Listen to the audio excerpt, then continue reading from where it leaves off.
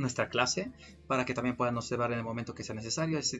Lo bueno es que todavía tienen tiempo, no falta unas 3 semanas todavía hasta el examen, entonces pueden tomarse tal vez algún tiempo para observar estos videos y analizar mejor lo que es el avance. Bien, en este caso, por si acaso, también estoy en Twitch, ¿sí? Estoy también haciendo una transmisión ahí en vivo. Así que también los que quieren pueden irse a Twitch, los que estén en clases pues pueden quedarse acá también en Meet, no hay ningún problema. En ambos casos pues vamos a seguir avanzando en nuestro temario. Bien, ahora sí vámonos a lo que nos interesa. Empecemos a hablar del último segmento restante que nos queda de este capítulo de núcleo. Por si acaso este capítulo es particularmente extenso, pero tampoco es tan complicado, ¿sí? Así que vamos con lo que nos toca. Bien, en este caso, bueno, hemos terminado hablando de anomalías cromosómicas, ¿verdad? Seguiremos a eso. Ahí vamos a hablar de lo que es la complejidad de lo que es el ADN humano. ¿Sí? Aquí tenemos términos muy simples. Primero, gen y genoma. Recordemos que genoma es todo el material genético que tiene un organismo, una célula y un ser vivo, ¿sí? Genoma es todo el conjunto de material genético que hay en una persona o en un ser vivo. Recordemos que el genoma es el mismo en todas y en cada una de las células del cuerpo, ¿sí? Todas las células van a tener exactamente el mismo genoma, la misma información genética. Tal vez la única célula que sería la excepción son los gametos, ¿sí? Sabemos que nuestro genoma humano al menos está compuesto por 46 cromosomas y todas las células tienen 46 cromosomas. La única excepción serían los gametos, que en este caso tendríamos a lo que son los espermatozoides y óvulos, ¿sí? A ver, un cachito, creo que esto está un poquito mal. Voy a modificar esto en un momento.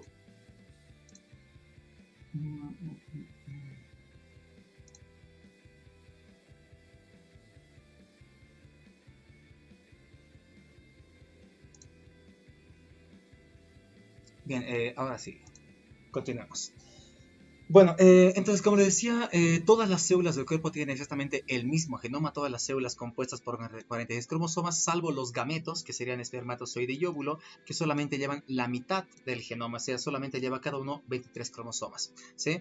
Recordemos que esto es importante, que los gametos solamente lleven la mitad, porque llevan solamente 23 cromosomas, pero en el momento de la fecundación, cuando se juntan, pues sumamos 23 más 23 y se forma una sola célula llamada cigoto, que vuelve a ser otra vez con el genoma completo, con los 46 cromosomas, vuelve a tener toda la información general y a partir de esta única célula llamada cigoto, pues finalmente se va a formar un ser humano adulto, ¿sí? Ahora, si todas las células tienen el mismo genoma, es decir, una neurona, una célula hepática, una célula muscular, tienen la misma información genética, ¿por qué cada una cumple diferentes funciones? Esto ya lo hemos hablado justamente el día de ayer. Hacemos una expresión diferencial de los genes. Seguramente una neurona pues va a utilizar los genes para que sirva como neurona, mientras que los genes, o sea, una neurona, los genes que sean, no sé, para cumplir función de músculo, de piel o no sé, cualquier otra función del cuerpo, no es que eliminamos esos genes, solamente los inactivamos, nada más, solamente se inactivan, ¿sí? Recuerden que hemos hablado justamente de esto el día de ayer. Los genes activos van a estar en forma de eucromatina, más extendidos, más estirados, mientras que los genes inactivos van a estar más comprimidos, más condensados en formas de heterocromatina, y así las células van a empezar a cumplir distintas funciones del cuerpo, a pesar de que todas tengan exactamente el mismo genoma, ¿sí? Bien, si genoma es todo la información genética, pues también tenemos un segundo término que es gen. Gen solamente es un segmento del ADN, ¿sí? Miren, aquí por ejemplo vemos un gen A, un gen B, un gen C y un gen D. Por lo tanto, genoma es toda la información genética, gen es solamente un segmento, una secuencia del ADN, ¿sí? Y la función de un gen es pues hacerle transcripción, creamos ARN, en algunos casos el ARN ya es la molécula madura, pero en otros casos al ARN todavía hay que hacerle traducción y finalmente crear proteínas, ¿sí? Funciones básicas que ya conocemos de mucho tiempo.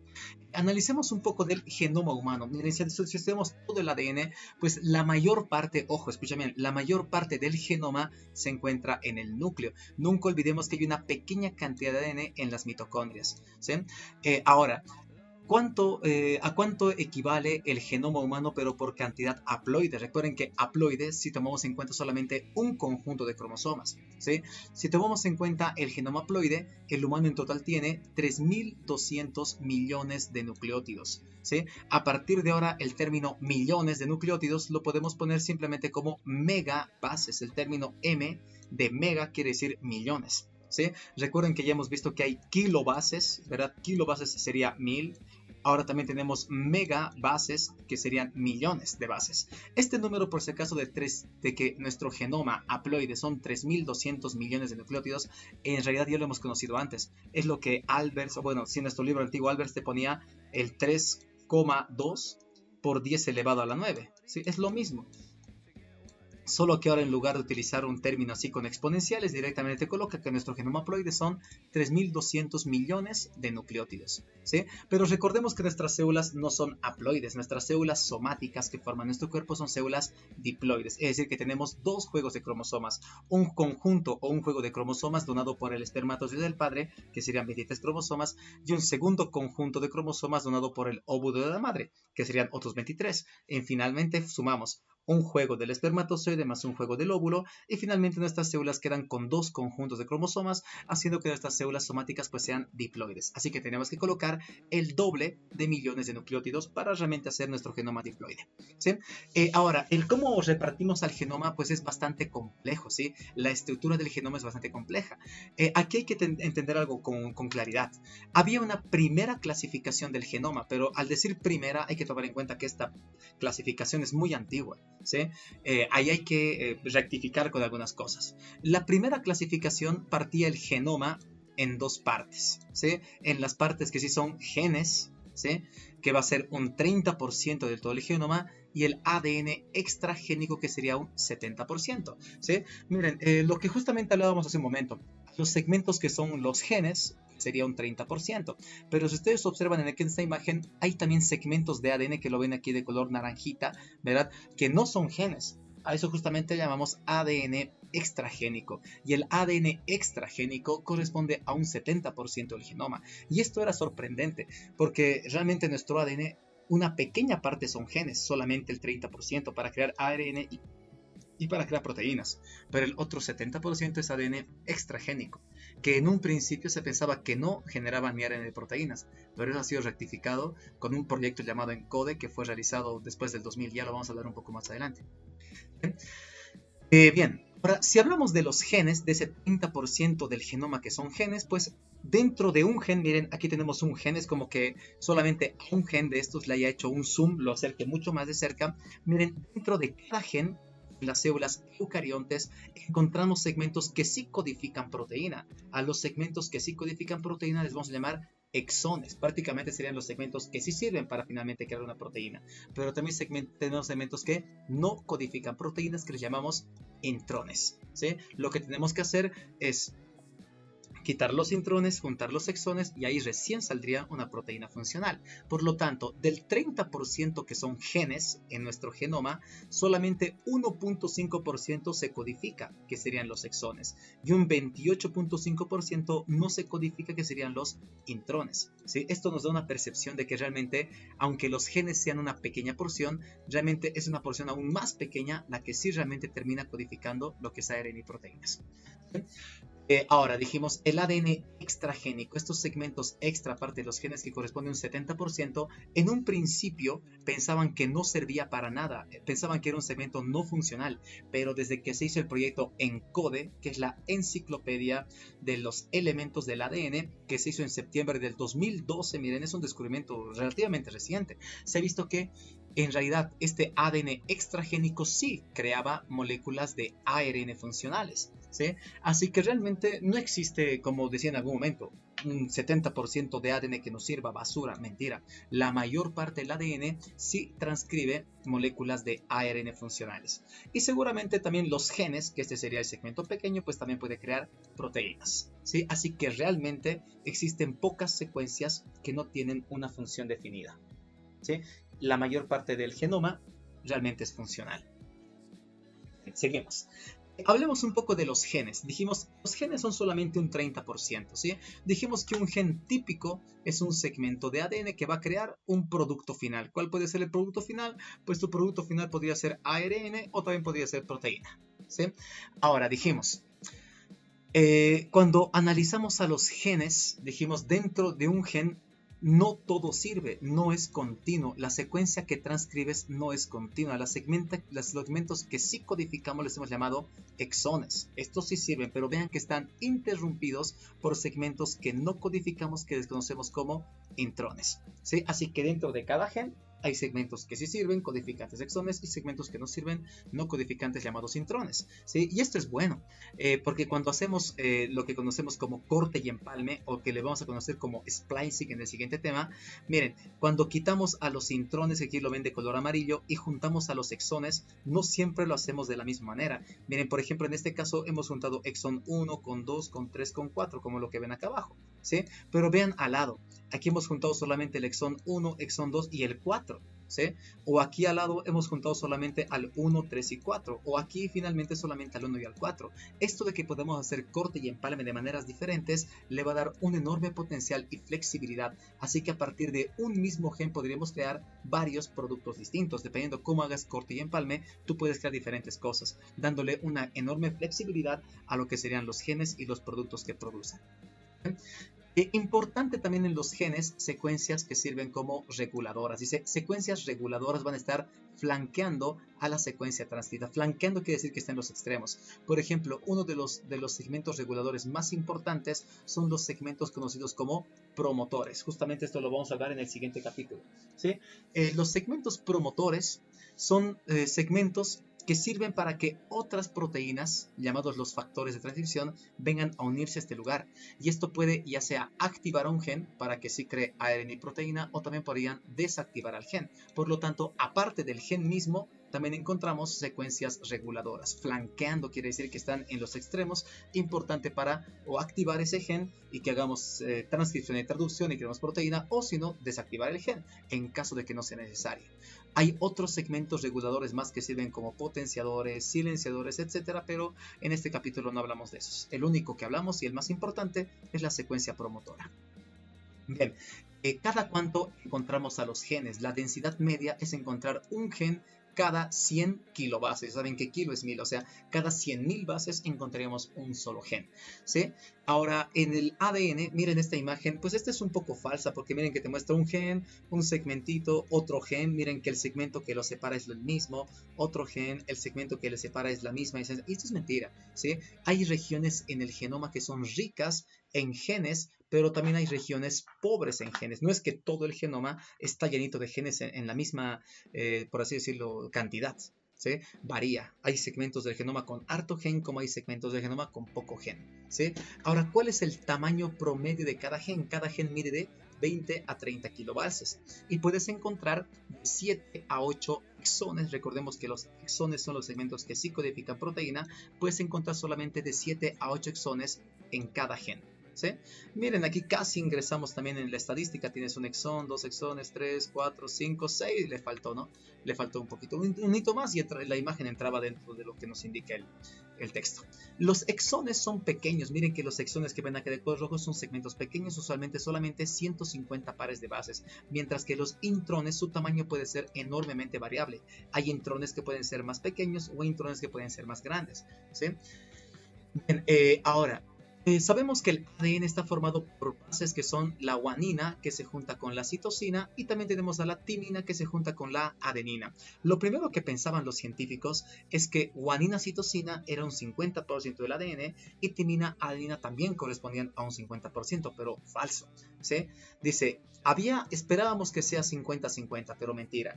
Guanina-citosina está en menor cantidad. Guanina-citosina solamente está en 41% en el ADN y el restante, una parte más grande, es timina-adenina, haciendo que las bases no sean homogéneas. No es lo mismo encontrar la cantidad de guanina-citosina y timina-adenina, puede ser variable. ¿Sí? Lo interesante es que la guanina y la citosina, aunque su cantidad sea menor, un 41% nada más, guanina y citosina le encuentras principalmente en lugares donde hay una mayor cantidad de genes, ¿sí? Donde encontremos harta cantidad de guanina y citosina, también hay una densidad mayor de genes. ¿sí? Haciendo que encontrar segmentos de guaninecitocina en el genoma pues sea importante porque automáticamente encuentras lugares con guaninecitocina y son lugares pues con alta cantidad de genes. Y esto ha generado un primer modelo de separación del genoma llamado el modelo de Isocoros, ¿sí? Donde hemos agarrado el genoma y lo hemos partido en segmentos grandes, en segmentos de 300.000 300 kilobases o serían 300.000 bases,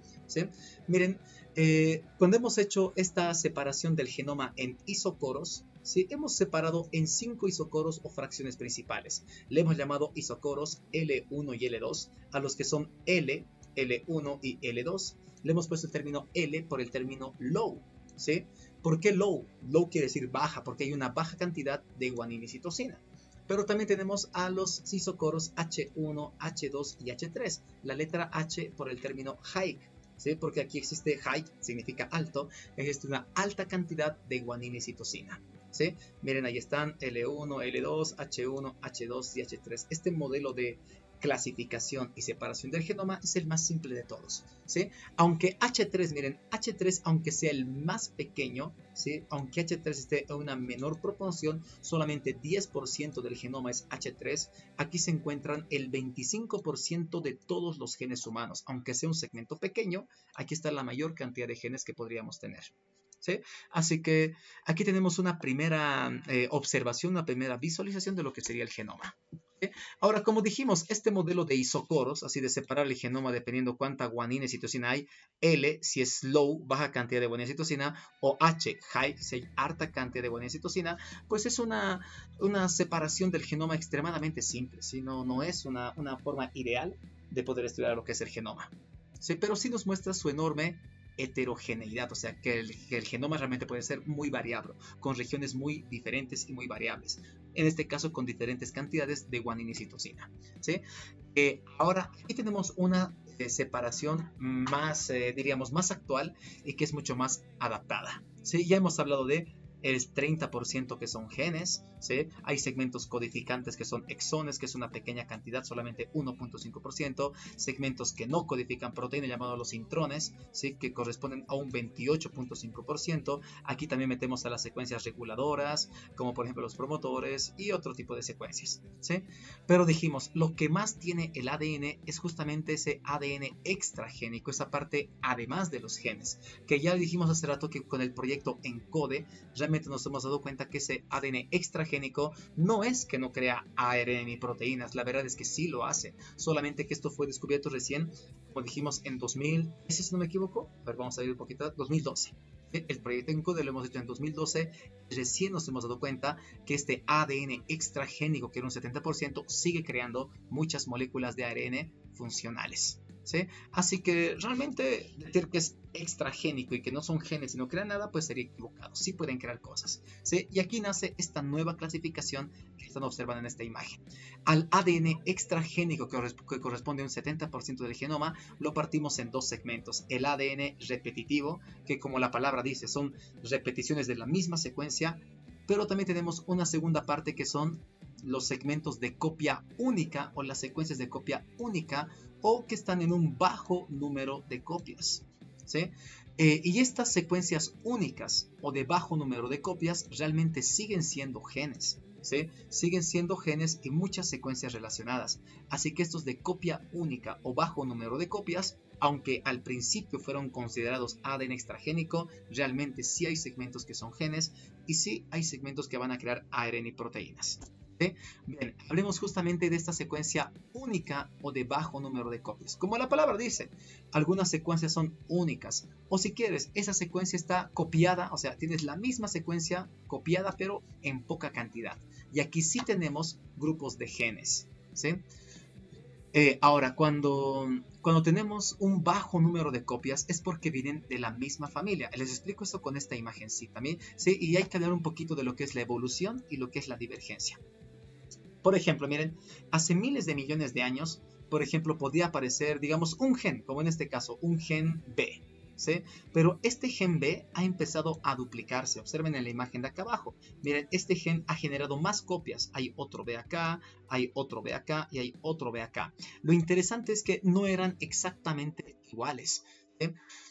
Se han terminado generando dos tipos de familias distintas. Escuchen bien, dice, cuando los genes han empezado a generar copias, se han formado algunas familias génicas clásicas. ¿A qué llamamos familia génica clásica?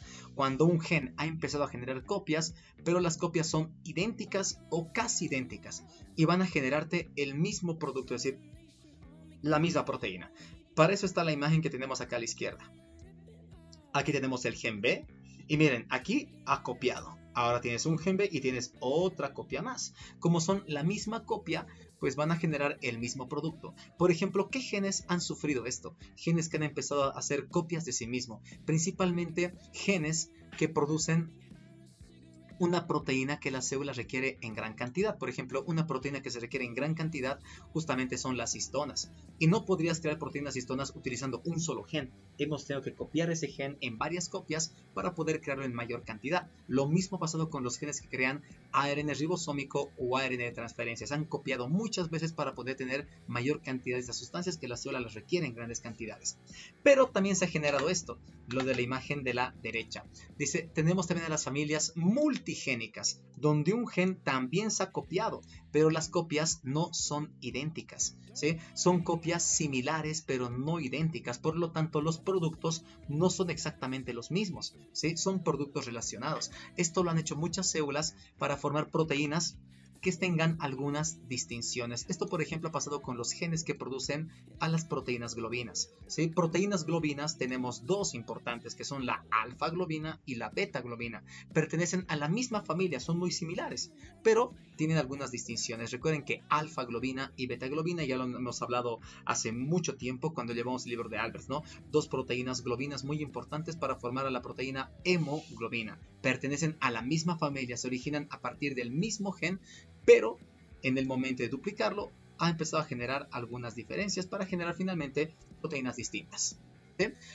Bien, dentro de los genes de copia única o copias en baja cantidad también tenemos los llamados pseudogenes. Ya saben, el término pseudo significa falso, es decir, son copias de los genes funcionales, pero al decir pseudo es que realmente no son funcionales. ¿Sí? Son genes pero que van a estar inactivos. Usualmente estos genes ya no crean ni ARN ni proteínas porque han empezado a acumular muchas mutaciones y al acumular daños pues simplemente han dejado de funcionar y han quedado como reliquias evolutivas. ¿Sí? Hasta el día de hoy van a pasar de generación en generación, pero les llamamos pseudogenes porque no van a generar un producto final. Sí les puedes transcribir y crear ARN, pero nunca van a dar lugar a una proteína final. Por lo tanto, consideramos que están inactivos y de ahí el nombre pseudogenes, porque no son realmente genes, realmente no funcionan y no van a generar una proteína final.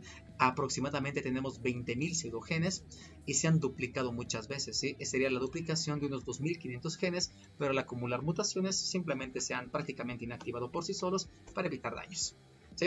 Entonces ya habríamos analizado a los de copia única o bajo número de copias. Terminemos esto hablando del ADN repetitivo, que es la mayor parte del ADN, aproximadamente un 49, o si quieres, viendo la teoría, más del 50% del genoma corresponde a este ADN repetitivo. Al repetirse la misma secuencia una y otra y otra y otra y otra vez, los científicos en un momento lo llamaron el ADN basura o chatarra, porque pensaban que no servía para nada, pero eso estaba erróneo. ¿Sí? Realmente este ADN repetitivo sí es funcional, tiene algunas funciones. Desde el proyecto ENCODE que hicimos en 2012, sabemos que este ADN repetitivo sí tiene funciones importantes y le vamos a partir en dos categorías. ¿Sí? Seguiremos aquí las flechitas. Si tenemos a las repeticiones dispersas, ¿sí? Que como el nombre dice, o sea, es la misma secuencia pero se repite digamos en el genoma aquí en este punto, luego tienes otro tipo de secuencias, se repite otra vez, otra secuencia y se repite otra vez, otra secuencia, se repite otra vez. Decimos disperso porque las repeticiones no están una al lado de otra, mientras que el segundo grupo, que serían las repeticiones en tándem, sí son repeticiones igual de la misma secuencia, pero se encuentran uno al lado del otro. Si quieren les muestro en esta imagen que vamos a ver un poco más adelante. Miren que las repeticiones en tándem, si quieren, cada bolita que ven acá de color lila es la repetición de una secuencia. Cuando hablamos de repeticiones en tándem, ¿dónde está otra repetición del mismo segmento? Pues al lado. otra repetición al lado, otra al lado. Eso llamamos repeticiones en tándem. Cuando repetimos la misma secuencia, pero están lado a lado todas las repeticiones. Mientras que llamamos repeticiones dispersas, cuando tienes una secuencia y se repite, pero la repetición no está exactamente al lado, está mucho más adelante en el genoma. Hay otra repetición, pero está mucho más adelante en el genoma, así. ¿Sí? Finalmente, al ADN repetitivo lo clasificamos en repeticiones en tándem, cuando están lado a lado las repeticiones de la misma secuencia, o dispersas, como la palabra dice, dispersas cuando ya se han tomado más distancia entre una repetición y otra.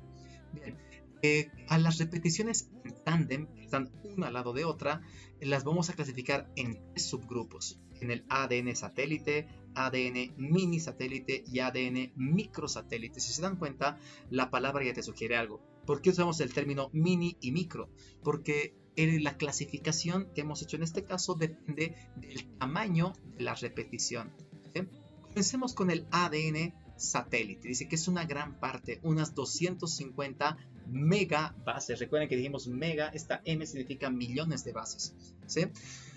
Y le hemos llamado satélite. Este nombre satélite viene porque en la centrifugación justamente este ADN formaba como bandas satélites, ¿sí? El nombre ADN satélite. ¿Sí? Dentro del ADN satélite tenemos el satélite 1, donde la secuencia repetida mide 42 nucleótidos, y también tenemos el satélite 2, donde la repetición mide 10 nucleótidos, y el satélite 3, donde la repetición mide 5 bases. 5 nucleótidos. Entonces ahí tenemos nuestros tres tipos de ADN satélite. Yo sé que esta parte puede ser un poco, tal vez, no sé, podría decirlo, de un trabajo pesado. Eso es un trabajo puede ser un poquito fuerte porque tienes que aprender las clasificaciones más los numeritos, pero aprovechen el tiempo, ¿no? Aprovechen el fin de semana también. Yo sé que el examen es mañana, pero pese a que este examen mañana, igual sábado o domingo toca repasar, ¿no? En la semana terminas lo de lunes a viernes y sábado y domingo luego del examen revisas tu examen también repasando detalles, qué cosas te han faltado, qué has hecho bien, qué has hecho mal, y haces un análisis pues mucho más inteligente, ¿no? Para conseguir un mejor resultado también. Y ahí ya puedes trabajar tal vez algunos detallitos pequeños, ¿no? Y ya el lunes comienzas pues con el siguiente avance, no puedes atrasarte, es importante que esto sea así de manera consecutiva. También dentro del ADN satélite tenemos el alfa, beta y gamma. Donde la repetición de alfa son 171 nucleótidos, del beta 68 y del gamma 220 nucleótidos respectivamente. ¿Sí? Estos segmentos de ADN van a ser importantes para formar los centrómeros en los cromosomas humanos. Recuerden que hoy justamente en la mañana ya hemos hablado de lo que eran los centrómeros. ¿Sí? Bien, entonces ya hemos conocido al ADN satélite. ¿Sí? Es una repetición en tándem porque la misma repetición de esa secuencia se repite una y otra vez y están lado a lado. El ADN mini satélite. ¿Por qué le decimos mini? Porque la secuencia que se repite es más pequeña. La secuencia solamente es de 6 a 25 nucleótidos, también repetidos en tándem. ¿Sí? Se repiten tantas veces que forman segmentos de 100 o incluso hasta 20 kilobases. ¿Dónde vamos a encontrar al ADN mini satélite? Este ADN se encuentra principalmente en lo que conocemos como los telómeros. Recordemos que los telómeros justamente son los extremos de las moléculas de ADN y también de los cromosomas. ¿Sí?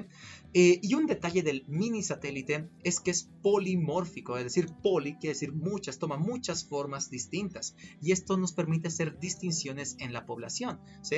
O sea, el ADN mini satélite prácticamente es único en cada persona y sirven como marcadores para los genéticos forenses. ¿Sí? Cuando un genético forense, por ejemplo, quiere saber, no sé, si encontramos, pues si hablamos de forenses, ¿no? Si un forense encuentra, no sé, un pedazo de pelo, o sea, de alguien que fue asesinado, o un pedazo de uña, o un pedazo de piel, no sé, algo así, si encontramos restos humanos, la genética forense puede estudiar el ADN mini satélite para poder identificar qué persona era. ¿Sí? Justamente el ADN mini satélite tiene marcadores llamados BNTE, ¿sí? Que son las repeticiones en tándem, pero en números variables, y esto nos permite hacer una identificación individual. Es así como los médicos forenses pueden reconocer a una persona específica si solamente encontramos algún resto. ¿Sí? Por último tenemos el ADN microsatélite. Como la palabra dice, mini era pequeño, micro pues es mucho más pequeño todavía. Es también ADN repetido, pero la secuencia se repite solamente de 2 a 4 nucleótidos. Es una secuencia pequeñita, pero que se repite una y otra y otra y otra vez. Y va a formar un segmento de hasta 150 nucleótidos. ¿Sí? El más común son las repeticiones de tipo CAN, ¿sí? Y lo mismo acá, el mini y el microsatélite, ambos tienen un elevado polimorfismo, pueden tomar muchas formas. El microsatélite y el mini satélite, ambos son utilizados por la genética forense para poder hacer identificaciones individuales. Prácticamente en el mini y en el microsatélite tendríamos marcadores que definen a una persona específica. Esto no se repite con otra persona y así podemos hacer, identificar a una persona de manera específica, ¿sí? Bien, entonces ya conocemos el ADN repetitivo, en este caso repeticiones en tándem, hemos conocido al satélite, mini satélite y microsatélite. Pero dentro del ADN repetitivo también tenemos las repeticiones dispersas. Dijimos que una repetición dispersa es una secuencia del ADN que se repite, pero no están uno al lado de otro, ¿sí? La otra repetición puede estar más adelante en el genoma, puede estar más atrás, no están lado a lado, ¿sí? Si hablamos de las repeticiones dispersas, a las dispersas les vamos a clasificar en 4 grupos, en los cine, line, transposones LTR y transposones de ADN, ¿sí? La clasificación ya sea un poquito pesada conocer todo esto, pero hay que hacerle el mejor trabajo posible. Bien, ¿cómo hemos hecho esa clasificación? Si es un cine, si es un line o los otros dos. Esto también depende del tamaño de la secuencia repetida. En el cine, llévense por la S, S significa short, ¿sí? Es decir, que el elemento que se repite es corto. Solamente mide de 100 a 500 nucleótidos y está repetido miles de veces, pero nunca lado a lado. Están dispersos en todo el genoma. El principal cine que conocemos, la principal repetición dispersa corta, son la familia de elementos ALU. Esto es algo específico para los primates. ¿Sí? Solamente en los primates podemos encontrar estos cine, ¿sí? Y es lo que más repetido encontramos también en el genoma humano, que los humanos también pertenecemos a la gama de los primates. ¿Sí? Encontramos una copia de esta secuencia cada 3 o 4 kilobases. Ya saben que está disperso, colocas la repetición, luego tienes un segmento de 3 o 4 kilobases, luego tienes otra repetición, otro segmento, otra repetición, así. Otro muy importante también, y que miren, estos van a actuar como retrotransposones. ¿Qué quiere decir transposones? Que pueden hacer más copias y pueden empezar a insertarse en otras regiones del genoma. Prácticamente es como tener un pequeño segmento de ADN, pero que así por sí solo se va copiando y al mismo tiempo también va generando más copias en diferentes lugares. Pero esto no lo hace de manera autónoma, no es que ocurre por sí solo, tiene que haber algún estímulo para que esto sufra más copias, ¿sí? Segundo tipo, tenemos a los line. ¿Sí? Line, la L que te guíe es por long.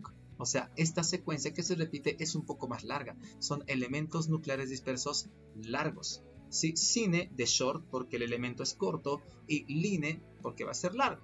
El tamaño que va a tener va a ser de varios kilobases, mucho más grande, y estos sí pueden transponerse de manera autónoma. Estos sí pueden moverse a su gusto de un lugar a otro, ¿sí? Están relacionados a que van a codificar enzimas como la transcriptasa inversa o también las enzimas endonucleasas, ¿sí? Estas enzimas justamente van a colaborar en que pueda moverse de un lugar a otro. Tenemos distintas familias de line. Está el line 1, line 2 y line 3. El más importante va a ser el line 1, que corresponde al 17% del genoma y tiene más de 500.000 copias repartidas por todo el genoma, ¿sí? Bien, pasemos al siguiente, que sean los transposones LTR. Estos transposones pues prácticamente son remanentes de virus.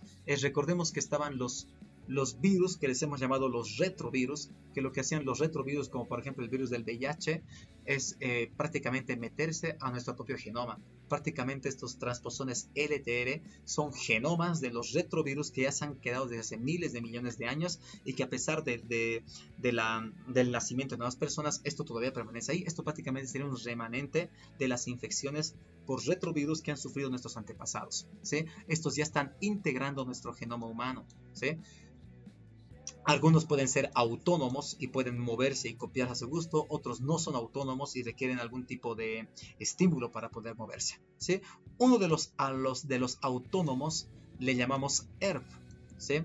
Que sería el Human Endogenous Retroviral Sequence, o sea, sería la secuencia retroviral, tomando en cuenta que son retrovirus que han dejado su genoma, endógenos, que endo quiere decir que ya está dentro de nuestro genoma humano, ¿sí? Y corresponde casi a un 5% del genoma humano, o sea, es un segmento grande. Tampoco será el más grande de todos, pero es un segmento apreciable, ¿sí? Bien, y por último tenemos a los transposones de ADN. Estos transposones de ADN están también en unas 300.000 copias, como dijimos, están dispersos, ¿sí? Y estos ya también son genomas, pero ya no de virus, estos ya también son genomas de bacterias, son semejantes a los transposones bacterianos, ¿sí? Van a codificar una enzima llamada transposasa. Bueno, ayúdense, ¿no? Estos transposones de ADN crean una enzima transposasa, ¿sí? Y esta enzima pues justamente va a ayudar en esa transposición, que estos segmentos puedan moverse de un lugar a otro, ¿sí? Dos familias importantes son la MER1 y la MER2, y también tenemos a los elementos Mariner. Como son restos de genomas bacterianos, algunos podrían generar algunas patologías o enfermedades humanas, ¿sí? Y ahí tenemos, miren, una visión así. Dijimos que en tándem es cuando la repetición está una al lado de otra, por eso te lo coloca así, uno al ladito, al ladito, al ladito. Dijimos que estaba el satélite, mini, satélite, micro, satélite. No se olviden que mini y micro son marcadores únicos para reconocer a cada persona.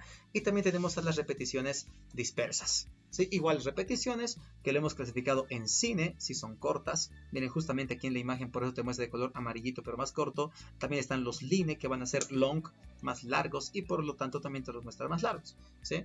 Esto ya es un poco de lógica, ¿no? Y bueno, procuren estudiar esta parte de una mejor manera. Saben que el curso básico en particular están castigadores con ese tipo de segmentos.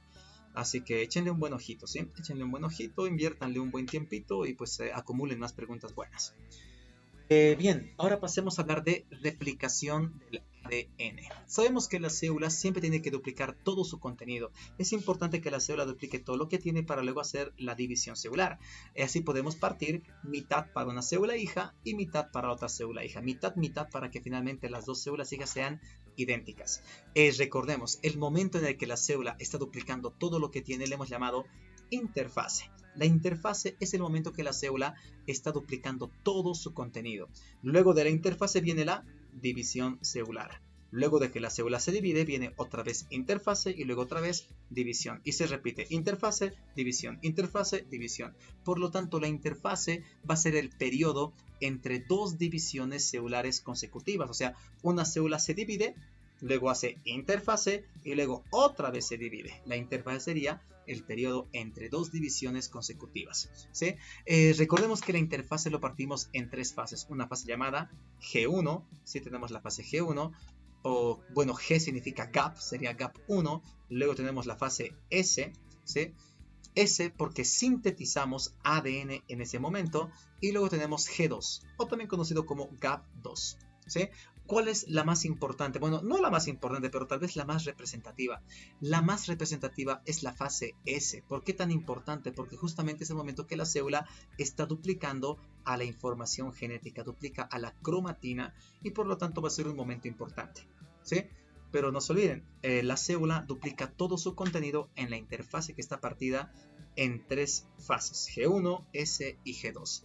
Una vez que la célula ya llegó al final de G2, miren, una vez que ya está al final de G2, ya tiene todo multiplicado por 2. Una vez que ya llegó a G2, ahora ya tienes el doble de todo, y es el momento en que la célula puede pasar ahora sí a la división celular, para partir mitad para una célula hija y la otra mitad para la otra célula hija.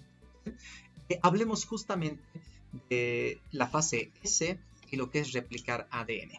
Miren, esto es lo que tenemos que hacer. Observen la imagencita que tenemos acá. Miren, aquí tenemos al ADN. Recordemos que el ADN siempre está formada por dos cadenas de nucleótidos, de ahí que siempre lo vemos como dos cintas que se van enrollando una con otra. Y recordemos que estas dos cadenas de nucleótidos no son iguales, son diferentes porque van a ser antiparalelas. Esto va a ser importante para entender el mecanismo básico, ¿sí? Recordemos que una cadena, una hebra del ADN va a ser 5,3 y obligatoriamente la otra tiene que ser lo opuesto, antiparalelo tiene que ser 3,5.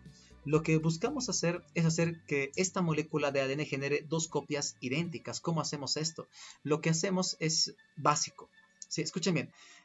Hacemos que estas dos cadenas del ADN se separen y que sirvan ahora como moldes. Si utilizas a la hebra 5,3 como molde, no es que vas a crear otra 5,3, siempre creas lo opuesto. Utilizas como molde a la hebra 5,3 y vas a crear una nueva hebra, pero en este caso 3,5. O lo mismo, tienes a una hebra molde 3,5 y te va a servir como molde para crear una nueva hebra 5,3. ¿sí? A este le llamamos el mecanismo semiconservativo. ¿Por qué semiconservativo o semiconservador? Porque el ADN original se separan sus dos cadenas. Aquí las vamos a ver de color naranjita. Y cada una te sirve como molde para crear cadenas nuevas. ¿Por qué el término semiconservador? Porque has conservado la mitad. Has conservado una cadena original para cada molécula de ADN nueva que estás formando. Ahora, este modelo semiconservador ha sido propuesto por Watson y Crick, ¿sí? Watson y Crick fueron los que hicieron este modelo. Ahora, en el momento que ellos presentaron este modelo de replicación, habían otros científicos que no estaban de acuerdo. Otro grupo de científicos mostró el modelo dispersivo. En el modelo dispersivo pensaban que el ADN se partía en pequeños pedazos, los pedacitos se replicaban y luego todos los pedacitos se juntaban otra vez. La verdad, sinceramente, este modelo de replicación es ridículo, porque no puedes ir a cortar ADN, tiene información genética, estarías poniendo en peligro toda la información, así que este modelo ha sido rechazado. Y también existía el modelo conservador de replicación del ADN. En el modelo conservador agarrabas a las dos cadenas del ADN, en ningún momento las separabas, de alguna manera las dos cadenas del ADN servían como molde para crear dos cadenas nuevas, de ahí el término conservador, porque nunca se separaron. Pero este modelo también fue rechazado. Finalmente, el modelo actual, el más utilizado para la replicación del ADN, es el modelo semiconservativo, ¿sí? Ahora, ¿cómo una hebra puede servirte como molde para crear una hebra nueva? Y esto es todo gracias a las bases nitrogenadas. Recordemos que tenemos 4 tipos de bases en el ADN, que es la guanina, citosina, adenina y timina. Y siempre las complementamos. Siempre tiene que haber una complementariedad. Aquí son las parejas perfectas. Siempre se va a juntar guanina con citosina y siempre se va a juntar timina con adenina. Y ustedes saben, háganse mnemotecnias, ya las hemos hecho con Albers, timina, adenina, el te amo, no sé, háganse cosas fáciles, ¿sí? Pero siempre hacemos esto, utilizamos una hebra como molde para crear una cadena nueva. Y la nueva siempre tiene que ser complementaria. Si en la molde tenías citosina, pues al frente vas a colocar guanina. Si en el molde tienes adenina, pues al frente colocas timina. Si en el molde tienes timina, colocas adenina. Si tienes guanina, tienes que colocar citosina. Así, una hebra puede servir como molde para crear a las cadenas nuevas. Bien, seguimos. En este caso aquí tenemos el video de lo que es la replicación del ADN. Lo voy a explicar una vez este videito, que ya lo hemos visto muchas veces, al menos con los estudiantes que estaban en cursos regular antes. Así que lo vamos a explicar de la manera más fácil y rápida, porque luego vamos a ver todos los detalles en teoría, ¿sí? Veamos este video una sola vez y luego ya lo chequeamos con mejor detalle. Bueno, si el video carga, ¿no? No está cargando, así que le daremos un pequeño respiro y a ver en qué momento ya empieza a funcionar. Creo que no quiere funcionar. ¿Funciona? Ahora sí. Bien, entonces le pondremos play a esto y vean bien el video, porque va a ser prácticamente todo lo que queremos saber respecto a replicar ADN.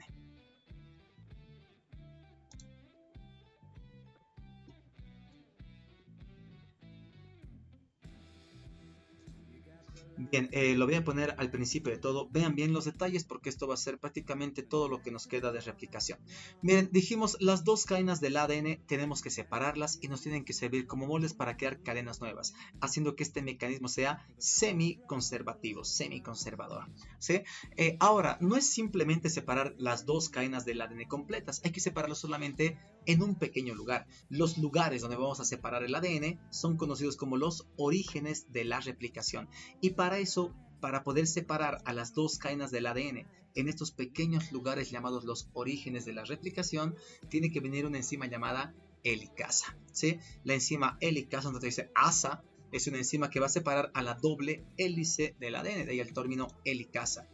Rompe los enlaces de hidrógeno para que las dos cadenas se separen. El detalle es que estas dos cadenas, una vez separadas, quieren juntarse otra vez en el mismo momento. Por lo tanto, lo que hacemos es colocar unas pequeñas proteínas, aquí lo ven de color azulito, que son las proteínas de unión al ADN monocatenario. ¿Por qué le ponemos ese nombre? Primero, proteínas de unión al ADN, lógico, porque estas proteínas se están juntando al ADN, y monocatenario, porque se juntan con cada cadena. Miren, proteínas se juntaron con la cadena de abajo y proteínas también se juntaron con la cadena de arriba. Así hacemos que esto que hemos abierto pues se mantenga abierto. Y a este lugar abiertito donde comenzamos la replicación le vamos a llamar la burbuja de la replicación. Ahora, nuestro genoma humano es enorme. Si solamente utilizaras una burbuja de la replicación, el mecanismo sería muy lento. Lo que hacemos es utilizar muchas burbujas de la replicación que estén replicando ADN en diferentes lugares para que este proceso sea mucho más rápido, ¿sí? Bien, veamos una burbuja de la replicación. Miren, aquí seguramente ya pasó la helicasa, ya tenemos a las dos cadenas del ADN separadas, y aunque no se vea, seguramente aquí también están las proteínas de unión al DNA monocatenario, seguramente unidos a cada cadena, ¿sí? Para evitar que éstas se junten otra vez. Bien, una vez que ya tenemos esto, miren, tenemos que avanzar tanto la replicación hacia la izquierda de ustedes como también hacia la derecha, ¿sí? Como tenemos que avanzar en ambas direcciones, pues se termina formando una estructura como una letra Y, ¿sí? A esta letra Y le vamos a llamar la horquilla de la replicación. Si ustedes pueden observar en este gráfico de este momento, nuestro origen tendría dos horquillas de la replicación. Una que va a replicar hacia la izquierda, que es lo que ven bien pintadito, pero otra que va a replicar hacia la derecha, ¿sí? Así que tenemos nuestras dos horquillas. Ahora, dijimos, una vez que hemos separado a las dos cadenas del ADN, tienen que servir como molde para crear a las nuevas cadenas, ¿sí? Dijimos que las dos cadenas originales pues son diferentes, ¿sí? Si estamos queriendo ir hacia la izquierda, miren, la cadena molde de arriba sería una cadena 3, 5 y te serviría como molde para crear una nueva cadena, siempre lo opuesto. La nueva cadena sería 5, 3. Vamos con el molde de abajo. La cadena molde de abajo es una cadena 5, 3 y serviría como molde para crear una nueva cadena 3, 5. ¿Sí? Así que siempre hacemos eso, separamos a las dos cadenas del ADN para que sirvan como moldes y poder crear las cadenas nuevas. Ahora, para poder crear a las nuevas cadenas del ADN, viene una enzima llamada la DNA polimerasa. ¿Sí? En este caso, esta enzima DNA polimerasa solamente puede trabajar en dirección 5 a 3. Es su sentido, su dirección. ¿Sí? Entonces, miren, vamos a utilizar como molde a la cadena 3,5 para que la DNA polimerasa cree una nueva cadena 5,3. Esta nueva cadena 5,3 va a crecer sin ningún problema, porque justamente va en el sentido en el que trabaja la enzima ADN polimerasa. ¿Sí? El problema es cuando utilizamos como molde a la cadena de abajo. Nuestra cadena de abajo es una cadena 5,3 y nos serviría como molde para crear una nueva cadena 3,5. Pero justamente la enzima ADN polimerasa no trabaja en ese sentido. Sería como pedirle que trabaje de espaldas. Bien, veamos. Ahora, otro detalle extra es que la enzima ADN polimerasa nunca puede comenzar su trabajo de cero.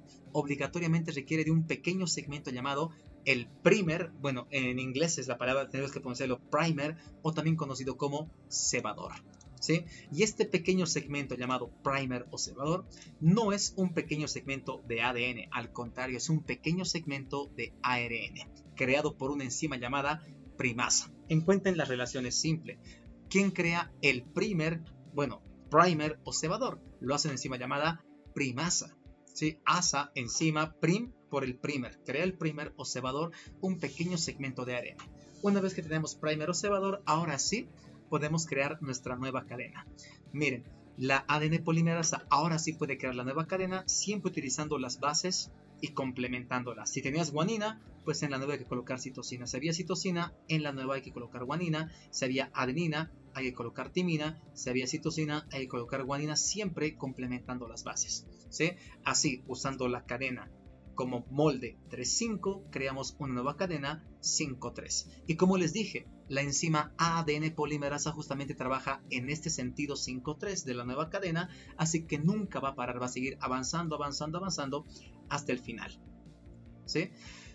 Entonces, a esta nueva cadena 5,3 que tú la creas sin parar, le vamos a llamar la cadena, cambiamos un poquito los nombres, le podemos llamar cadena líder, cadena guía o también hebra conductora. A la nueva cadena 5,3 le podemos poner todos esos nombres. ¿Sí?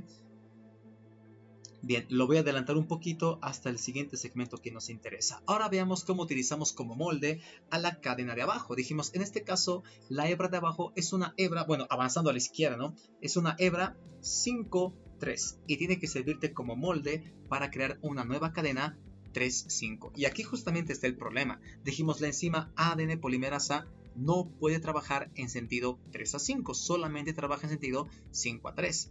Así que para crear esta cadena tenemos que utilizar una estrategia diferente. Bueno, toda la vida viene la enzima primasa para colocar el primer o cebador, un pequeño segmento de ARN. Ahora sí viene la enzima ADN polimerasa, pero si se dan cuenta bien del video, no puede avanzar hacia la izquierda, porque ese sería el sentido en el que no va. Solamente trabaja en sentido 5-3, así que solamente puede crear un pequeño segmento y para. ¿Cómo podemos seguir avanzando a la izquierda? Porque estamos avanzando hacia la izquierda. Pues otra vez tiene que venir la enzima primasa, otra vez colocó a su pequeño segmento llamado primero cebador, y ahora viene la enzima ADN polimerasa, y como solo trabaja en sentido 5-3, crea un pequeño segmento, se choca con el anterior que hemos creado y dice, bueno, no puedo avanzar más, hasta ahí para. Así que creamos esta nueva cadena 3-5 a partir de pequeños fragmentos que les vamos a llamar los fragmentos de Okazaki. ¿Sí? Creamos un fragmento de Okazaki, paramos. Creamos otro fragmento de Okazaki, paramos. Y así lo vamos creando de una manera, bueno, tendríamos que ponerle nombre. Le vamos a llamar semidiscontinua, ¿sí? O también la hebra retrasada. Ya vamos a ver términos en un momento más adelante, ¿sí? Ahora, ¿qué hacemos con los primers o cebadores de ARN? Hay que reemplazarlos por ADN, ¿sí? Y luego hay que juntar los fragmentos de Okazaki. Vean que entre un fragmento de Okazaki y otro termina habiendo un hueco. Para eso viene una enzima llamada ligasa. Como su nombre dice, la enzima ligasa liga, junta, une a los fragmentos de Okazaki para que no existan huecos. ¿Cómo podemos seguir avanzando creando esta nueva cadena 3-5? Otra vez, repetir lo mismo. Primer, o la enzima primasa coloca el primero cebador, luego la enzima ADN polimerasa, como solamente trabaja en sentido 5-3, puede crear solamente un pequeño fragmento, que es el fragmento de Okazaki, luego reemplazamos ARN por ADN y finalmente la ligasa liga. ¿Sí? Así, utilizando como molde a la hebra 5-3, podemos crear una nueva cadena 3-5. Bien, y en base, esta sería la replicación del ADN. ¿Sí? Aquí me he adelantado un pequeño pedacito, lo voy a colocar este pedacito que me he saltado porque es un elemento importante. Vean, en este segmento, miren, le vamos a dar un zoom, le vamos a dar un super zoom a la ADN polimerasa para ver cómo trabaja. Miren, en este caso, la hebra molde es lo que ven a la izquierda. Miren, tienes un nucleótido con la base adenina. Lo que habría que colocar en la cadena nueva es un nucleótido pero con la base timina. Justamente estamos haciendo eso. Pero vean cómo está llegando el nucleótido. Vean que los nucleótidos que ya son parte del ADN solamente tienen un fosfato. Mientras que los nucleótidos que están llegando recién vienen con 3 fosfatos. ¿Por qué es tan importante que los nucleótidos lleguen con 3 fosfatos? Porque hay que romper 2 fosfatos para que se libere energía, ¿sí? Y esa energía que se libere nos va a servir para crear el enlace y poder juntar el nucleótido que acaba de llegar con el nucleótido que ya era parte del ADN. Por lo tanto, siempre que queremos crear a la nueva cadena del ADN, tienen que venir nucleótidos pero con 3 fosfatos. Les vamos a llamar los nucleótidos trifosfato. ¿Por qué trifosfato? Porque llegan con 3 fosfatos, pero le vamos a romper 2 fosfatos para que se libere energía y así podamos crear nuestro enlace para juntar con el nucleótido que ya estaba antes. ¿Sí? Y así finalmente pues vamos haciendo la creación del ADN. Para los que están por ahí en Twitch, que alguien preguntaba qué capítulo es el capítulo 7, ya es la parte final del capítulo 7, núcleo parte 1. ¿Sí? Esto ya pues sería lo último de lo que es núcleo, replicación del ADN, y finalmente luego tenemos reparación del ADN y el capítulo ya se acaba. ¿Sí? Bien. Vean, esto sería lo más realista de lo que es la replicación. Lo adelanto más hasta acá. Esto es replicar ADN. Miren, no solamente es una enzima primasa, son hartas primasas colocando primer observadores, ¿sí? Y no solamente es una ADN polimerasa creando el ADN nuevo, son muchas ADN polimerasas avanzando en ambas direcciones al mismo tiempo, ¿sí? Luego rápidamente reemplazamos los primers o cebadores de ARN los reemplazamos por ADN y la ligasa pues liga principalmente los huecos que han dejado los fragmentos de Okazaki.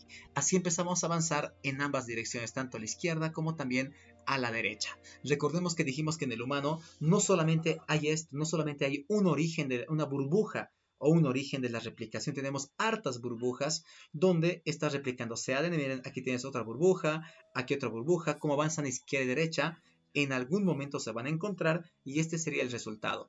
Ahora tenemos dos moléculas de ADN idénticas y dijimos el mecanismo es semiconservativo porque una cadena es antigua, si quieren las que se ven de color lila, mientras que la otra cadena es nueva, si quieren las que ven de color rojo. Y así finalmente obtenemos dos moléculas de ADN idénticas.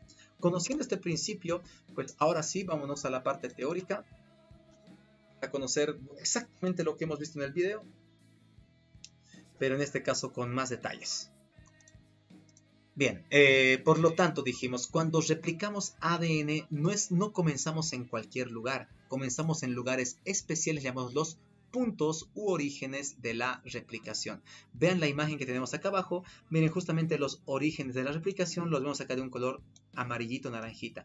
Vean que no solamente hay uno, hay varios, pero que haya uno o que haya muchísimos depende qué tipo de ser vivo sea. Por ejemplo, las células procariotas, es decir, las bacterias en general, tienen un genoma circular, ¿sí? Y aparte que su genoma es circular, también es muy pequeño. Por lo tanto, solamente requieren uno o muy pocos orígenes de replicación, porque al no tener tanta información genética, con uno es suficiente. Mientras que en las células eucariotas, como las células que forman nuestro cuerpo, que tienen genomas muy grandes, y de paso, nuestro genoma está fragmentado, sabemos que nuestro genoma está partido en 46 cromosomas, requerimos de cientos o miles de orígenes de la replicación, porque nuestro genoma es tan grande y de paso fragmentado, partido en pedazos, que requerimos de tantos orígenes para poder hacer la replicación en un tiempo razonable y que no tardemos demasiado, ¿sí? Dijimos, una vez que ya encontramos el origen de la replicación, pues ahora toca abrirlo. Dijimos que para eso viene una enzima llamada helicasa. Una vez que la enzima helicasa separa las dos cadenas originales del ADN, nos empiezan a servir como moldes para crear las cadenas nuevas. Dijimos, una vez que ya separamos a las dos cadenas originales del ADN, se forma así una bolita que le llamamos la burbuja de la replicación. Vean que tenemos hartas burbujas para que la replicación sea rápida. Como dijimos, la enzima encargada de separar a las dos cadenas del ADN es justamente una enzima llamada helicasa, que en esta imagen pues lo vemos de color amarillo. Lo que hace la enzima helicasa es abrir la doble hélice. Ahora sí puede encajar la ADN polimerasa, que aquí la pueden ver de color verdecito, y que la ADN polimerasa va a empezar a crear las nuevas cadenas. Recordemos que el ADN hay que replicarlo, pero solo una vez. No quieres ni triplicar ni cuadruplicar el ADN. Cada origen solamente tiene que servir una vez en cada ciclo de la replicación. ¿Sí? Porque triplicar o cuadruplicar ADN no es bueno, es malo. Tener más cromosomas, si quieres, no es mejor, es peor. Yo creo que el mejor ejemplo de que tener más cromosomas es peor es el síndrome de Down, ¿no? Por tener un cromosoma 21 extra, listo, ya tienes la enfermedad. ¿Sí? Ahora, en el origen de la replicación, pues está marcado por un complejo proteico. Hay un grupo de proteínas marcando a los orígenes de la replicación para saber que ahí es el lugar donde hay que comenzar, ¿sí? Al grupo de proteínas que marca el origen le conocemos como ORC. ¿Por qué le llamamos ORC a este grupo de proteínas que está marcando dónde es el origen de replicación del ADN? ¿Sí? Miren, le vamos a llamar ORC porque significa complejo de reconocimiento del origen.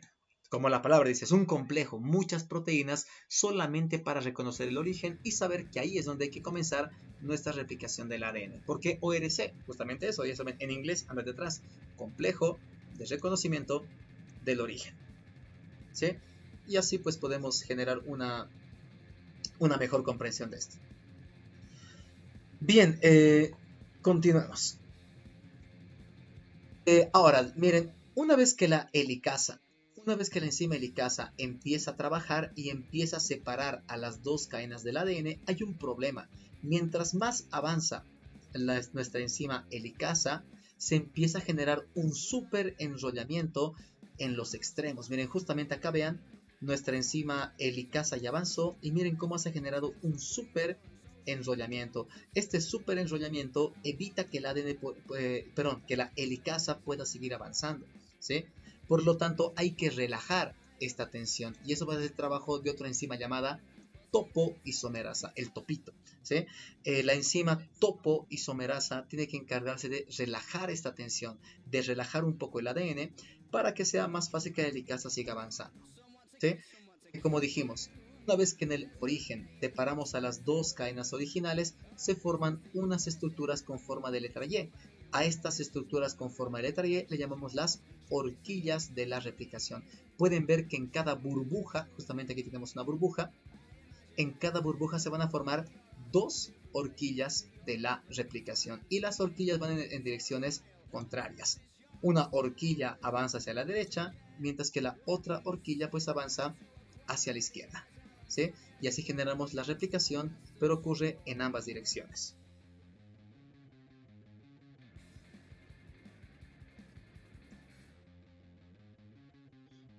Tengo acá, creo que estoy con el audio malo. A ver, denme un cachito. Voy a intentar utilizar, si no, el audio de mi celu, porque creo que este está medio maluco.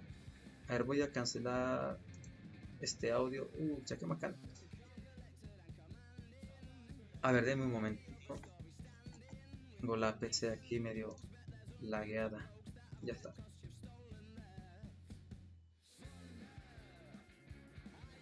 Bueno, no sé, tal vez con este audio se puede escuchar un poco mejor. No estoy seguro. Confírmenme por favor con un dedito o algo así si pueden, si el audio ya se escucha un poco mejor. Y qué macana, estaba con el audio de la compu. Era que utilice el audio del celu, ¿no? Menso yo, la cagué, la pasé mal, ni modo. Bueno, de todos modos, continuemos con esto. A ver, voy a procurar igual darle una cancelación a esto. A ver. Pa. Y aquí continuamos ya con la parte final. Mm, esto más. A ver. Bien, a ver, en este caso, sigamos. Como dijimos, entonces, en las burbujas de la replicación, pues vamos a tener, en este caso, dijimos la horquilla de la replicación, que es esto que se ve como una letra Y. En total tenemos dos horquillas de la replicación, una que va a avanzar hacia la derecha, otra que avanza hacia la izquierda, y así podemos hacer la replicación en ambas direcciones, ¿sí? Finalmente hacemos una replicación, pero que vaya en direcciones contrarias. A ver, permítame un cachito. Voy a arreglar esto otra vez. No me agrada este audio. No sé, tal vez ahora, si se escucha mejor, ojalá. Y, y bueno, miren, ahora acá abajo me sale esta barra. Pero ya bueno, le daremos fin. ¿Bien? Bueno, dijimos, cada vez que abrimos al origen de la replicación, una vez que separamos las dos cadenas del ADN, dijimos que estas dos cadenas lo que quieren hacer es juntarse otra vez. Tienen una gran tendencia a querer estar juntas de nuevo. Por lo tanto, dijimos, para que la burbuja se mantenga abierta, hay que colocar las proteínas de unión al ADN monocatenario. Como la palabra dice, son proteínas que se van a juntar con mono, es decir, con cada cadena del ADN, para que esto se mantenga abierto. También dijimos que es muy importante que trabaje la enzima primasa, ¿sí? Dijimos que la primasa es muy importante para crear estos pequeños fragmentos llamados los primers o cebadores, ¿sí? Este primer o cebador es un pequeño segmento de ARN, por si acaso no es ADN, es ARN, importante y necesario para que la enzima ADN polimerasa sí pueda hacer su trabajo, ¿sí? ¿Cuánto mide nuestro primer o cebador? Que aquí lo vemos de un color verdecito. Los primeros cebadores miden solamente de 5 a 15 nucleótidos de longitud en las procariotas. En eucariotas pues no tenemos estudios muy grandes para conocer su tamaño, pero en procariotas sí hemos conocido este tamaño pequeño. ¿Sí? Ahora dijimos, importante la enzima ADN polimerasa. Dijimos que la enzima ADN polimerasa es la encargada de crear las nuevas cadenas, ¿sí? Y lo bueno es que todas van a tener una actividad exonucleasa. Aquí compréndanlo bien. Vean la imagen que tenemos acá justamente a la derecha. Miren, un detalle en la replicación es que cuando estamos replicando el ADN, A veces se puede cometer errores, ¿sí? Nadie es perfecto, a veces también se pueden cometer algunos errores. Por lo tanto, aunque la ADN polimerasa siempre trabaja en sentido 5 a 3, tiene también una actividad exonucleasa 3,5. ¿Qué quiere decir esto? ¿Qué quiere decir? Que todas las ADN polimerasas tienen actividad 3,5. Es decir, que la ADN polimerasa podría ir un poquito hacia atrás, o sea, podría tomar un poquito la reversa para poder corregir sus errores. ¿Sí? Por lo tanto, aunque todas las ADN polimerasas trabajan en sentido 5 a 3, también todas las ADN polimerasas tienen actividad 3,5 exonucleasa. Y esta actividad va a ser importante para poder corregir errores. ¿Sí?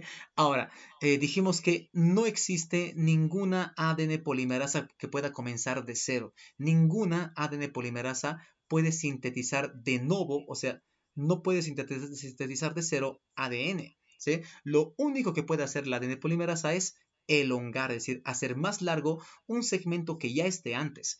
Por eso es importante siempre colocar el primer o cebador, ese pequeño fragmento de ARN, ¿sí? Creado por la enzima primasa llamado primer o cebador, es importante, porque solamente habiendo primer o cebador, ahí puede venir la ADN polimerasa y elongarlo en forma de ADN. Si no hubiera primers o cebadores, la ADN polimerasa nunca podría comenzar su trabajo de cero. ¿Sí? Bien, ahora, ¿quién trabaja realmente como primasa? La enzima primasa es parte de la ADN polimerasa alfa, ¿sí? Existen diferentes tipos de ADN polimerasas, pero la ADN polimerasa que lleva a la primasa justamente es la ADN polimerasa alfa, ¿sí? En este caso, va a crear obviamente un pequeño segmento de ARN y luego empieza a elongar ADN. Dijimos, ¿en qué sentido trabajan las ADN polimerasas? Todas las ADN polimerasas siempre trabajan en sentido 5 a 3, aunque también pueden tener actividad de 5 solamente para sacar, puede corregir sus errores. Si tomen en cuenta, todas las ADN polimerasas siempre trabajan en sentido 5 a 3. Y eso puede terminar siendo un problema. ¿Sí? ¿Por qué podría ser un problema? Porque dijimos que las dos cadenas originales del ADN son antiparalelas. Tienes una cadena, bueno, yendo a la izquierda, tienes una cadena madre 3, 5, ¿sí? Que te va a servir como molde para crear una nueva cadena 5, 3. En esta nueva cadena 5,3 dijimos que no hay ningún problema. ¿Sí? Porque justamente la ADN polimerasa, como trabaja en sentido 5 a 3, esta nueva cadena 5,3 se va a crear sin ningún problema, de manera continua. Al decir de manera continua, quiere decir que nunca va a parar de crearse. A este le vamos a llamar la hebra conductora, líder o guía. A la nueva cadena 5,3 que al empezar a crearse nunca va a parar hasta que llegue al final, le llamamos hebra conductora, líder o guía. Dijimos que el problema está cuando utilizamos la otra hebra molde. Miren, ¿qué pasa si usamos a la hebra molde 5,3? Tendría que servirte como molde para crear una nueva cadena, pero 3,5. Y aquí está el problema. La enzima ADN polimerasa no puede trabajar en este sentido, ¿sí? Por lo tanto, ¿qué hacemos? Lo creamos a partir de pequeños fragmentos conocidos como los fragmentos de Okazaki. Vean que cada fragmento de Okazaki obligatoriamente tiene que tener un cebador o primer. Luego creamos un pequeño segmento. Luego otra vez un cebador o primer. Luego creamos un pequeño segmento y así. ¿Okay? Por lo tanto, para crear esta nueva cadena 3,5 requerimos de varios primers o cebadores que van a seguir creciendo en dirección 5 a 3, pero por eso se crean solamente en pequeños fragmentos. Como esta nueva cadena se crea con un pedacito, luego paras, luego otro pedacito paras, luego otro pedacito paras, a esta nueva cadena le vamos a llamar semidiscontinua o también le conocemos como hebra retrasada. Aquí no caigan por favor en una trampa tan simple. Dijimos, ¿cómo llamas a la nueva cadena 5,3? Que esta nueva cadena 5,3 no va a tener ningún problema, ¿sí? Esta nueva cadena 5,3 no tiene ningún problema porque justamente la enzima ADN polimerasa trabaja en ese sentido. Por lo tanto, le vamos a llamar hebra conductora, líder o guía. ¿Sí? Pero ¿qué pasa si usas como molde a la hebra 5,3 para crear una nueva cadena 3,5? Aquí sí tienes problema, ¿sí? Porque dijimos que la enzima no trabaja en sentido 3,5. Por lo tanto, tenemos que crearlo a partir de pequeños fragmentos conocidos como los fragmentos de Okazaki. ¿sí? Y como creas fragmento, paras, fragmento, paras, fragmento, paras, le vamos a llamar la cadena semidiscontinua o también la hebra o la cadena retrasada. Bien, en este caso dice, si se dan cuenta, la hebra líder, que en este caso sería la nueva cadena 5,3, solamente requiere de un solo cebador. Miren, solamente con colocar un primero cebador es suficiente, porque la ADN polimerasa no va a parar más. Mientras que en la hebra retrasada, la nueva cadena 3,5, este requiere un nuevo cebador cada vez que colocas un fragmento de Okazaki. ¿Sí? Bien, a ver, dijimos, existen diferentes tipos de ADNs polimerasas, pero ¿quién es la principal que está creando ADN? Escuchen bien esto es muy fácil que te cambien en el examen. La principal ADN polimerasa que crea ADN en las procariotas, es decir, en bacterias, es la ADN polimerasa 3. La ADN polimerasa 3 es la principal que va a crear ADN en las procariotas, mientras que en las células humanas, pues la principal que va a crear es la ADN polimerasa delta. ¿Sí? En eucariotas, que sería este símbolo que tenemos acá. ¿Ok? La principal creadora es la ADN polimerasa delta en eucariotas y la ADN polimerasa 3 en procariotas. Sabemos que una vez que ya creamos ADN, hay que eliminar todos los ARNs que eran los pequeños fragmentos llamados primers o cebadores. Hay que rellenarlo con ADN y hay que unir los huequitos utilizando la enzima ADN ligasa. Bien.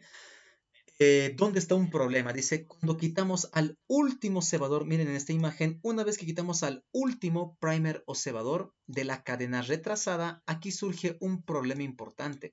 Miren, una vez que quitamos el último primer o cebador de la retrasada, no hay enzima que pueda rellenarlo con ADN. ¿Sí? Y aquí está un problema. Como no rellenamos este último pedazo, cada vez que la célula hace división, el cromosoma se acortaría. ¿Sí? Y esto puede ser letal para las células. Obligatoriamente hay que recuperar este último segmento, ¿sí? Pero la misma enzima ADN polimerasa no puede rellenar este último pedazo, ¿sí? Para evitar perder este último pedazo, pues existe en los humanos una enzima llamada telomerasa. Recordemos que a los extremos del ADN les hemos conocido como los telómeros. Justamente para recuperar este extremo requerimos a la enzima llamada telomerasa. ¿Sí? El trabajo de la telomerasa es mantener esa repetición del telómero. Recuerden que lo hemos hablado hoy día en la mañana. Los telómeros son segmentos de ADN en el humano, pero es la repetición de 6 nucleótidos una y otra vez. Al ser 6 nucleótidos repetidos, decimos que son hexanucleótido. Hexa porque son 6, ¿no? ¿Cuáles son los nucleótidos que se repiten en el telómero? La repetición es TTA-GGG. TTA-GGG y se repite una y otra y otra y otra y otra y otra vez. ¿Sí? Por lo tanto, hay que recuperar este último segmento llamado el telómero y para eso está nuestra enzima llamada telomerasa. Vean lo que hace aquí en la imagen la telomerasa. La telomerasa está llevando un pequeño fragmento de ARN, que ese pequeño fragmento sería lo que ven de color celestito, ¿sí? Y ese pequeño fragmento de ARN le sirve como guía y molde para poder crear más de estas repeticiones y así finalmente poder recuperar el último segmento que nos estaba faltando, ¿sí? Por lo tanto, para recuperar al telómero en la hebra o en la cadena retrasada, tenemos a la enzima llamada telomerasa. Gracias a la telomerasa podemos recuperar este último segmento de información y así evitar esos efectos letales por perder información genética. ¿Sí? Pero aquí está un problema también. Mientras más pasa el tiempo, cada vez la telomerasa trabaja menos. ¿Sí? Mientras más viejitos nos hacemos, pues la telomerasa cada vez trabaja menos, hasta que llega un punto en que los telómeros sí empiezan a cortarse con el paso del tiempo. ¿Sí? Ahora, ¿qué es lo malo cuando un telómero se acorta? O peor, ¿qué pasa si perdiste los telómeros? Pues automáticamente la célula también pierde su capacidad de división celular. ¿Sí? Y este es un problema, porque la división es importante, principalmente para renovar nuestros tejidos. Mientras una célula siga haciendo división, pues podemos seguir reemplazando células viejas por células nuevas y mantener los órganos renovados.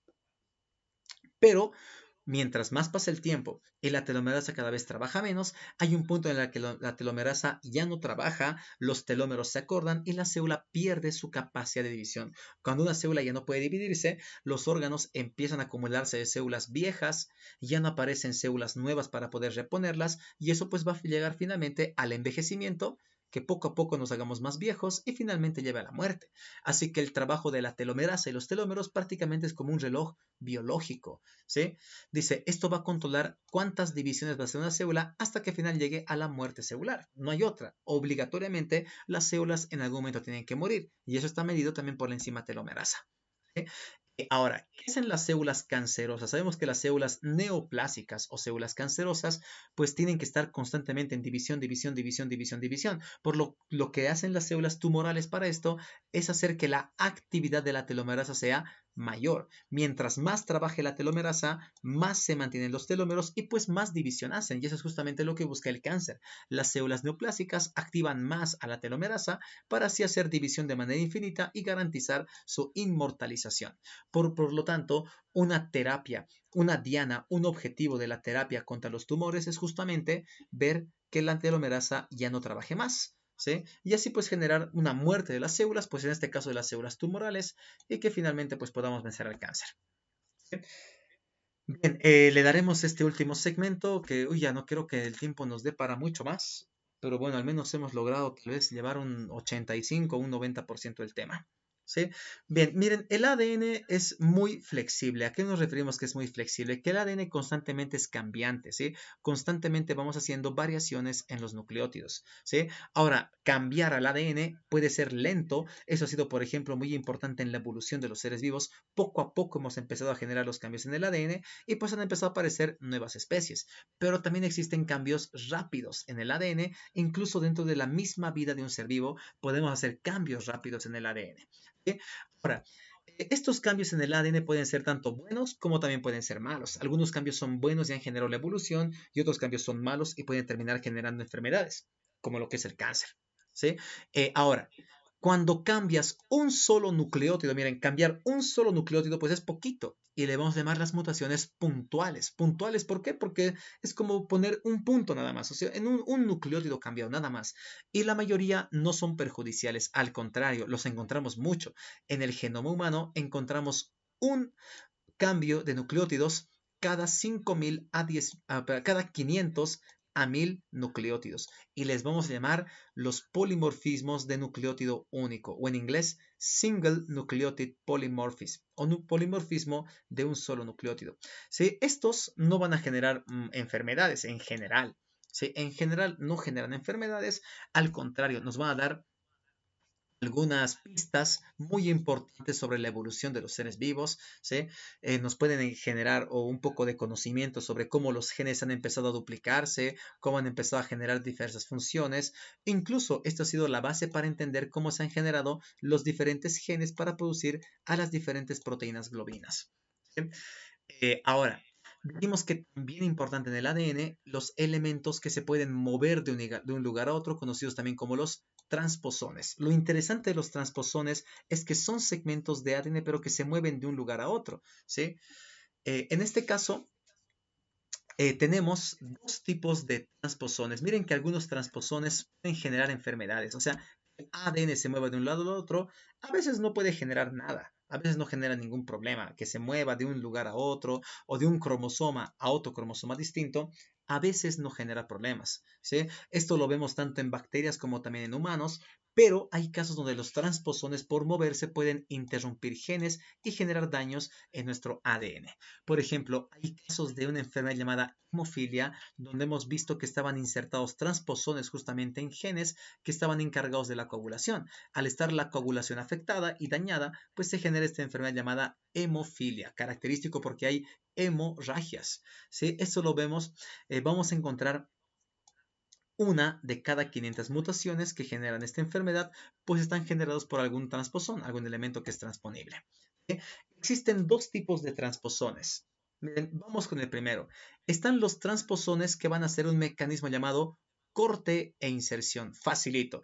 Prácticamente te lo dice corte porque hay que cortar ese segmento del ADN e inserción porque luego una vez cortado queda libre y puede insertarse en otra parte del genoma. Esto le vamos a llamar corte e inserción. Cortas el transposón y se mueve y se inserta en otro lugar del genoma.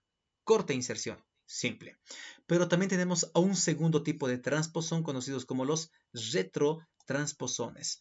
Este tiene que ser un mecanismo distinto, tiene que ser un mecanismo de copia e inserción. ¿A qué se refiere copia? Es que no vas a cortar al transposón, pero sí le vas a sacar una copia. En este caso, le generamos una copia de, pero ya no como ADN, como ARN. Es decir, hacemos transcripción y el transposón que era ADN nos permite crear ARN. ¿Sí? Ahora, ¿cómo hacemos que este ARN se inserte en otro lugar del genoma? Pues ahora obligatoriamente requerimos de una enzima llamada la transcriptasa inversa. ¿Qué hace esta enzima transcriptasa inversa? Ya la hemos conocido en el capítulo 1 de los virus. Pues como el nombre dice, hace transcripción, pero a la reversa. Recordemos que la transcripción normal es a partir de ADN crear ARN. Esto es lo opuesto, ¿sí? A partir del ARN, la enzima transcriptasa inversa crea ADN. Y este nuevo ADN que creamos es justamente el que va a ir a insertarse en otra parte del genoma. Por lo tanto, tenemos dos tipos de transposones que son elementos que se mueven por el ADN. Está el mecanismo de corte e inserción, que lo tienen a la derecha, directamente cortas y el segmento lo insertas en otro lugar, pero también tenemos la copia e inserción. Es decir, copia quiere decir que el transposón de ADN le haces no corte, le haces una copia. A partir de su ADN creas ARN y luego utilizando la enzima transcriptasa reversa o inversa, este ARN nos sirve como molde para crear ADN y este nuevo ADN es el que se inserta recién en otra parte del genoma. Por lo tanto, tenemos dos mecanismos, corte e inserción, que sería el directo, cortar e insertar, y el otro copia e inserción, que para la copia pues requieres de enzimas. Miren, los científicos consideran que estos transposones son simplemente parásitos genéticos porque no generan a veces beneficios, simplemente están replicándose y están propagándose formando lo que conocemos como ADN basura, que serían segmentos de ADN que realmente no cumplen una función en el cuerpo, ¿sí? Aunque también creemos que han sufrido o que tienen alguna importancia en la evolución de los seres vivos. Parece que los transposones han ayudado a que se formen nuevos genes, han hecho que se formen diferentes especies, una especiación en el planeta y también han generado defensa contra enfermedades infecciosas. Así que del todo no son malos tal vez los transposones, tal vez creemos que tienen un papel importante en la evolución de los seres vivos. ¿Sí? Bueno chicos, yo creo que hasta acá llegamos. El tiempo ya nos ha consumido. Bueno, en este caso, pues nos queda un segmento final que sería solamente reparación del ADN, que es un segmento cortito. Pero bueno, pues eso le van a tener que echar un ojito a ustedes. Ya el tiempo nos ha pizzado. De todos modos, esta última clase que hemos llevado en este momento, yo lo voy a subir tanto a YouTube, ¿sí? Como también compartirlo en los grupos para que puedan echarle un ojito y a ver, pues vemos en qué momento podemos hacer una, no sé, una recapitulación final de este último subtítulo que nos queda, ¿sí? Y así completar el avance total. Saben que este temita en especial, el capítulo 7 es largo y pues lamentablemente la clase del lunes pues la hemos perdido porque justamente ustedes tenían su examen. Así que quedamos acá. Aquí le doy una paradita a nuestro video, lo voy a detener y esto se lo subo a YouTube en un momento más. Bueno, quedan libres. Espero que hayan disfrutado la clase el día de hoy. Yo sé que pucha, he tenido algunos problemas con el audio. Espero que en la grabación, tal vez por grabar, a veces por grabar, o sea, que mi compu queda demasiado pesada y pucha, como que toda la información que va entrando y saliendo, pues no va muy bien. Pero espero que la grabación esté mejor y así ustedes igual le echan un ojito, ¿sí? De todos modos, les deseo lo mejor el día de mañana en su examen. Hagan un buen desempeño, sigan estudiando un montón, aprovechen el tiempo para estudiar. Yo sé que las clases virtuales no son exactamente iguales a lo que es una clase presencial. Siempre la clase presencial tiene un impacto tal vez más fuerte, pero aprovechen el tiempo y pues hagan su mejor trabajo para que sigan en este camino, para que puedan aprobar medicina y pues logren su sueño. Yo soy parte de ustedes también, estoy también procurando colaborarles todo lo que puedo en este proceso y pues lo mejor para ustedes, lo mejor para todos y a seguir trabajando. Probablemente nos vemos el día de mañana, ¿sí? Yo creo que puedo estar yendo por la prepa para el tema de los exámenes, así que nos vemos mañana. Que tengan un buen día restante, una buena noche de estudio y nos vemos pronto. Hasta luego.